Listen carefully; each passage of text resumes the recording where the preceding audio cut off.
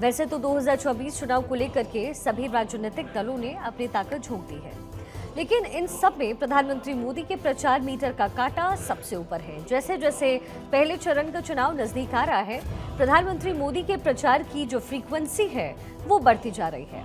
पहले एक सभा, फिर 2, फिर 3 और आज प्रधानमंत्री मोदी ने एक दिन में 2 राज्यों में 4 जनसभाओं को संबोधित किया।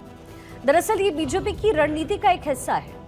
बीजेपी इस बार प्रधानमंत्री मोदी की गारंटी और चेहरे पर ही चुनाव लड़ रही है और यही वजह है कि बीजेपी की कोशिश है कि पीएम मोदी अधिक से अधिक सीटों पर चुनाव प्रचार कर ज्यादा से ज्यादा वोट बीजेपी की तरफ कर पाए। पीएम मोदी आज बिहार के गया और पूर्णिया पहुंचे। गया में उन्होंने एनडीए उम्मीदवार जीतन राम मांझी तो पूर्णिया में जेडीयू के संतोष कुशवाहा के लिए चुनाव प्रचार किया। दोनों ही जगहों पर प्रधानमंत्री मोदी ने अपने 10 साल के कामकाज का लेखा जोखा पेश किया। साथ ही लालू राबड़ी राज और कांग्रेस पर जमकर निशाना साधा। बिहार में जंगल राज का सबसे बड़ा चेहरा आरजेडी है। भ्रष्टाचार में बिहार में भ्रष्टाचार का दूसरा नाम आरजेडी। बिहार की बर्बादी की सबसे बड़ी गुनहगार चारा घोटाले के नाम पर वोट मांगने वाले, क्योंकि उस पर तो अदालत से चारा चोरी की है, गरीबों को लूटा है, अदालत ने मोहर लगा दी है। भाई साथियों, आरजेडी ने बिहार को केवल 2 ही चीजें दी है। एक जंगल राज, दूसरा भ्रष्टाचार। आज एक बार फिर जंगल राज और महाजंगल राज वाले लोग उस दौर की वापसी चाहते हैं। इनका एक ही एजेंडा है, भ्रष्टाचार और लूट। हमारे पूर्णिया में कहते हैं ना, हर बहे से खर खाए, बकरी खाए अचार। भाव ये मेहनत गरीब जनता करे और मलाई ये आरजेडी वाले लूटे। मोदी के रहते ये मुमकिन नहीं है।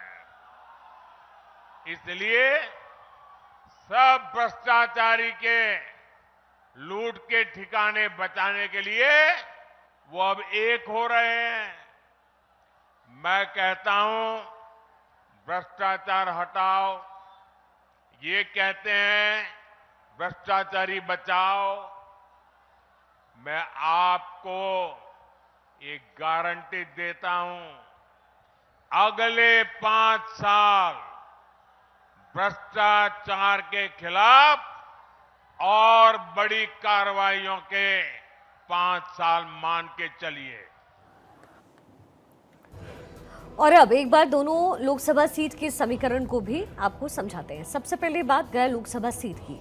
गया से हिंदुस्तानी आवाम मोर्चा के संस्थापक और बिहार के पूर्व मुख्यमंत्री जीतन राम मांझी चुनावी मैदान में हैं। जीतन राम मांझी एनडीए के उम्मीदवार हैं, वहीं एनडीए के खिलाफ आरजेडी के कुमार सर्वजीत पासवान चुनावी मैदान में हैं।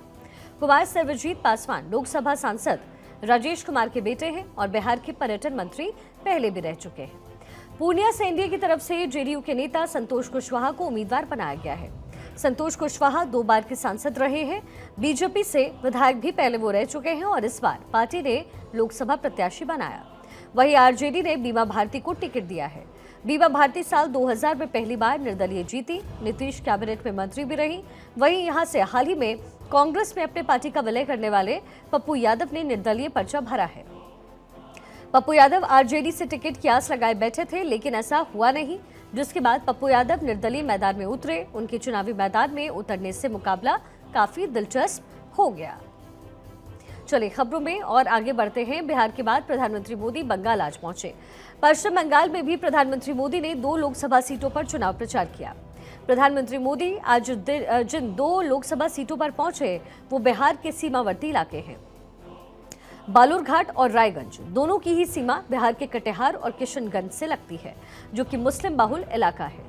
बिहार में जहां प्रधानमंत्री मोदी ने वहां की सबसे बड़ी विरोधी रीजनल पार्टी आरजेडी को निशाने पर लिया, तो वहीं बंगाल में बीजेपी मोदी के निशाने पर बंगाल में सत्ताधारी दल टीएमसी रही। पीएम मोदी ने ममता बनर्जी पर अपराध, महिला उत्पीड़न और घुसपैठ के जरिए जमकर निशाना साधा। साथ ही प्रधानमंत्री मोदी ने ममता सरकार पर सनातनियों के भावनाओं को आहत करने का आरोप लगाया। मुझे पता है टीएमसी ने हमेशा की तरह यहां रामनवमी उत्सव को रोकने की पूरी कोशिश की, सारे षड्यंत्र किए, लेकिन जीत सत्य की ही होती है। इसलिए कोर्ट से अनुमति मिल गई है और कल पूरी श्रद्धा और भक्ति के साथ रामनवमी की शोभा यात्राएं निकलेगी।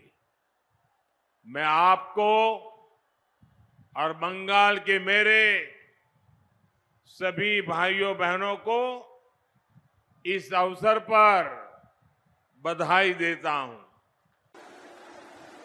बंगाल के ये विचार आज बीजेपी के विजन का हिस्सा है।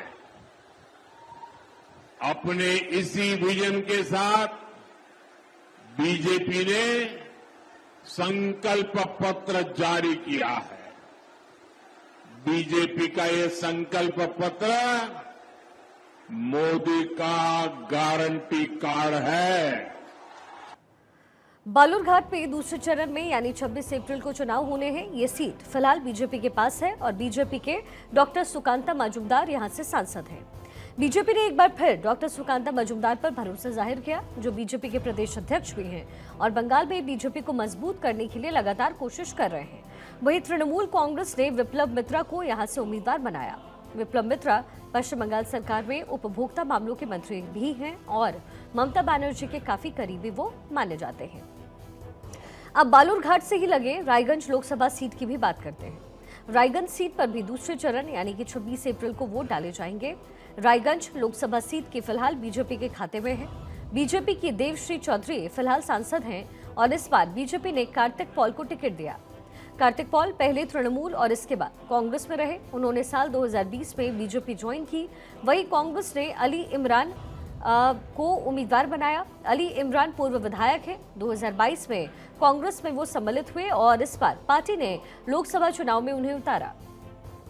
बंगाल की कुछ सीटों की तरह यहां भी मुकाबला त्रिकोणीय है। तृणमूल कांग्रेस ने कृष्णा कल्याणी को उम्मीदवार बनाया है। कृष्णा कल्याणी पेशे से उद्योगपति हैं। 2021 में विधायक बने और इस बार लोकसभा चुनाव में किस्मत वो आजमा रहे हैं।